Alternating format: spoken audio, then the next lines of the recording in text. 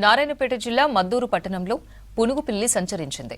శంకర్ అనే వ్యక్తి ఇంట్లోకి వెళ్లడంతో ముంగిస అనుకుని ఊరి చివర వదిలివేశాడు. చుట్టుపక్కల వారు అది పునుగు పిల్లిగా గుర్తించారు. పునుగు పిల్లి శరీర గ్రంథుల నుంచి వెలువడే తైలాన్ని తిరుమల శ్రీవారి అభిషేకంలో ఉపయోగిస్తారని తెలిపారు. దీంతో తమ ఇంటికి పునుగు పిల్లి రావడం అదృష్టంగా భావిస్తున్నామన్నారు శంకర్ కుటుంబ సభ్యులు. చుట్టుపక్కల వారు పునుగు పిల్లికి పూజలు, హారతులు ఇచ్చి మొక్కుకున్నారు. తర్వాత ఫారెస్ట్ అధికారులకు సమాచారం అందించారు. దానిని అక్కడి నుంచి హైదరాబాద్ జూ పార్కుకు తరలిస్తామన్నారు ఫారెస్ట్ అధికారులు. ఇంట్లో వింత జంతువు వచ్చిందని చెప్పేసి శంకర్ గారు ఫోన్ చేసినారు.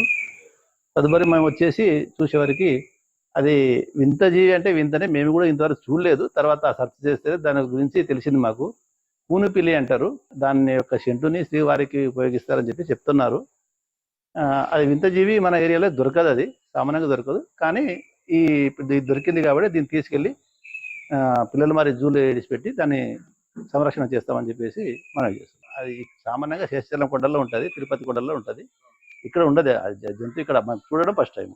అది శాకాహారి, మ్యాక్సిమంగా అది పండ్లే తింటుంది. ఈ మాంసాహారం అలాంటిది కాబట్టి అది తినదు. పండు సంబంధించి తినేసి దాని గురించి కేర్ తీసుకొని దాన్ని ఈ పోషణ అంటే సంరక్షణ చేస్తామని చెప్పేసి మనం చేస్తాం.